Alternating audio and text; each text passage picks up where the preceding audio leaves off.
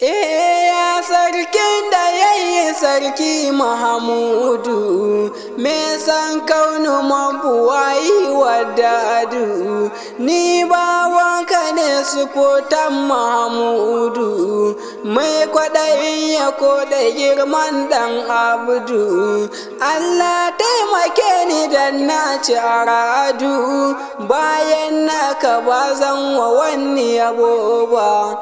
Nura ina godiya da wannan sauti, amma rage kukan kiɗan mu roƙi salati, gunna jamal huda uban masu garanti, inda ilahu yayi daraja mara kwanti, wanda ake biya shi har ma yayi santi, sayyidina mu bin maganin tababa.